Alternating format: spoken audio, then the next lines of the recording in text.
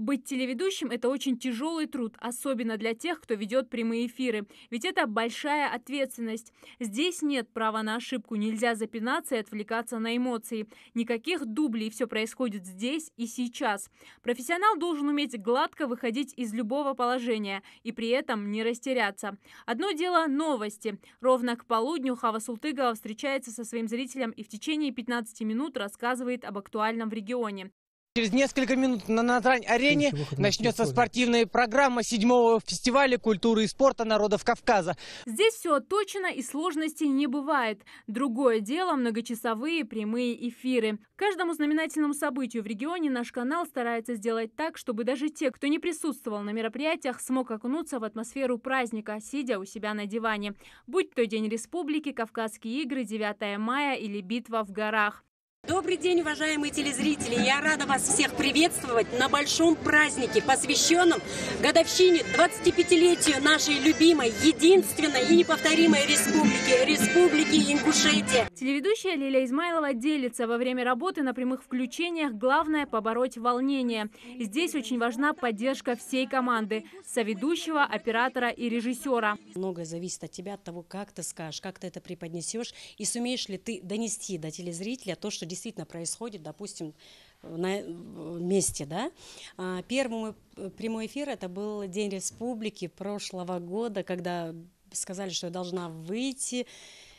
Я понимаю, что это будет действительно без дубля. И когда мы шли уже на площадь нашу, Алания, я уже понимала, что я хочу вернуться назад. То есть это было очень опасно на самом-то деле. По спортивной части Тамерлан Хамхоев, корреспондент и комментатор. На важных состязаниях его задача не просто в режиме реального времени рассказывать о последних новостях, но и делиться эмоциями, рассказывать о том, что остается за рингом. И даже посекретничать со зрителем, о чем переживают спортсмены, выходя на бой. Мне кажется, зрителям как раз-таки будет гораздо интереснее увидеть эмоции и корреспондента, и того, кого ты записываешь, потому что человек не может скрывать своих эмоций, особенно когда побеждает твой земляк. В нашем случае это Мосур Евлоев. Я помню ажиотаж, который творился вокруг этого боя до самого поединка и во время него. Особой выдержкой должны обладать и операторы, которые зачастую на прямых эфирах должны неподвижно снимать по 5, а то и 8 часов. Может меняться время суток, погода и события на сцене, но операторы не отходят от камер ни на минуту, потому что именно его глазами праздник видит вся республика. К примеру, вот новогодняя ночь бывает трудная, холодная, руки мерзнут, ноги мерзнут. Ты должен стоять на одном месте и снимать.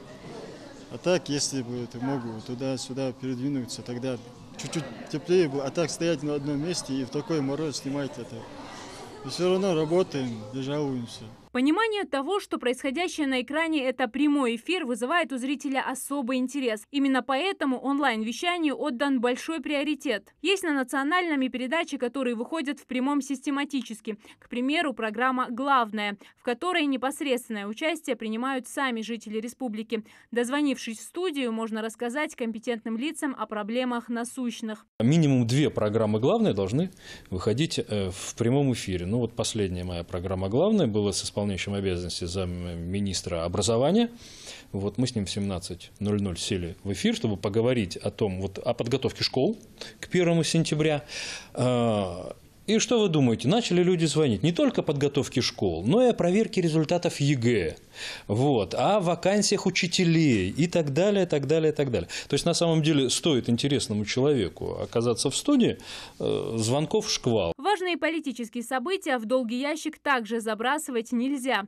Ежегодное послание главы республики Народному собранию или диалог с народом обязательно в прямом эфире. Сюжет подходит к концу, а я передаю слово Амирхану Дзортову, который в эту минуту находится в студии.